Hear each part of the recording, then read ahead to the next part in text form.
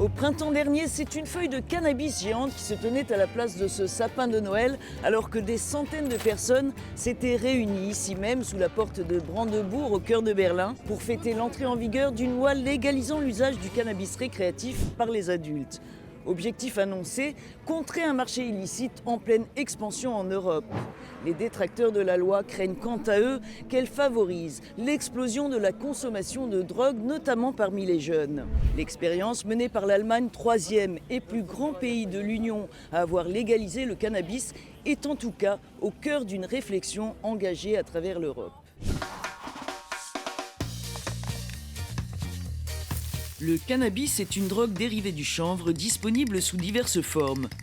Feuilles et bourgeons séchés, la marijuana, résine de fleurs et feuilles comprimées, le hashish, et concentré de résine, l'huile de hashish. Souvent fumé, le cannabis peut être vaporisé ou ajouté dans les aliments. Il contient de nombreuses molécules dont le THC ou tétrahydrocannabinol, la substance psychoactive du cannabis qui comporte des risques pour la santé. Le cannabis est la drogue illicite la plus consommée dans l'Union européenne. Près d'un tiers des adultes âgés de 15 à 64 ans en ont consommé au moins une fois dans leur vie, dont 8%, soit près de 23 millions de personnes, sur l'année écoulée. Majoritairement interdites, la possession et la consommation de cannabis récréatif sont tolérées dans 9 pays de l'Union, où les sanctions pénales ou financières sont réduites, voire inexistantes, pour les petites quantités de cannabis. Elles sont légales sous certaines conditions au Luxembourg, à Malte et en Allemagne, où la production de cannabis à domicile est également autorisée. Des projets de légalisation sont à l'étude aux Pays-Bas et en République tchèque.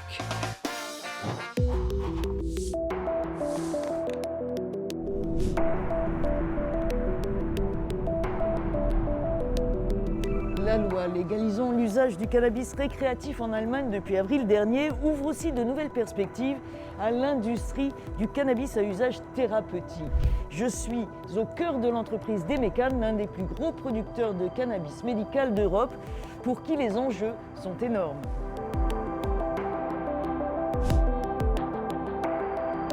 Distincte de la législation sur le cannabis récréatif, la loi spécifique au cannabis médical a également été assouplie.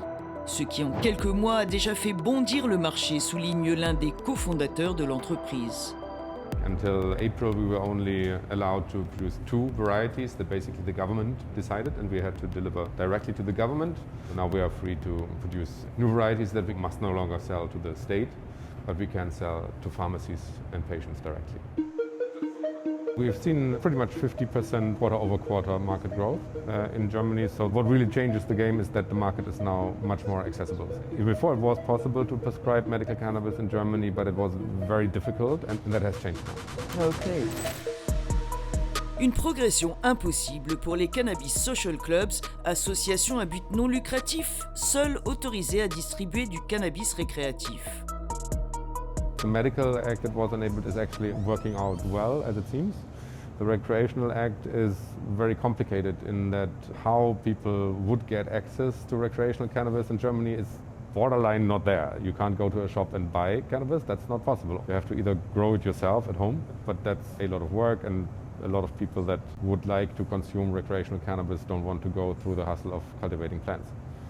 Then there's the option of social clubs, which are highly regulated and no profits are allowed. So I think what definitely is lacking is controlled dispensaries, and that would be an actual legalization, that would be the pillar 2, but that hasn't been done yet. Un deuxième pilier qui prévoyait la vente commerciale encadrée de cannabis récréatif dans une version initiale de la loi.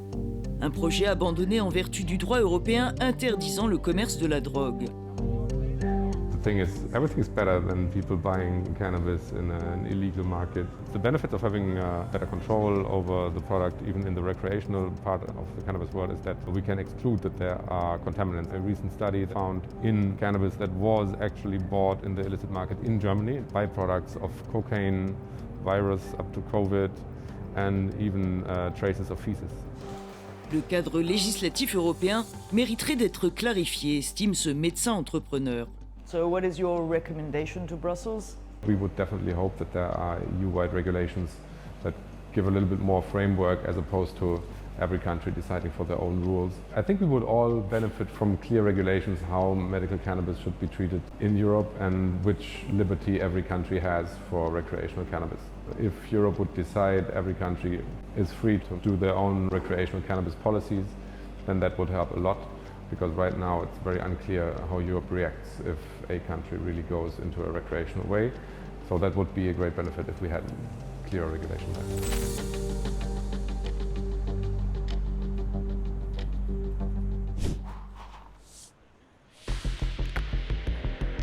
La légalisation du cannabis récréatif en Allemagne pourrait-elle influencer les politiques européennes en matière de drogue alors que le marché illicite explose?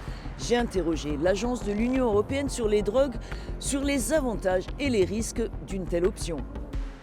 There are many different objectives. The inconvenient thing is that they conflict. If you want to take money away from the illegal market, you should have as much legal cannabis available as possible. If you do not want to encourage young people and you don't want to normalize, you should have as little available as possible. And that's going to be a trade-off. Are there estimates of the economic benefits of regulated legalization of cannabis? We certainly know there can be economic benefits in terms of tax revenue. You have the counter effect that taxes raise the price of the product and you are more likely to drive the consumer back to the illegal market. Europe has talked more about quality of product. There will be less pesticides involved, better tested rates to understand just how much THC is in the product. Safety is something that Europe is pushing much more than the idea of gaining money. And finally, are such experiments likely to influence the general European framework drug policies?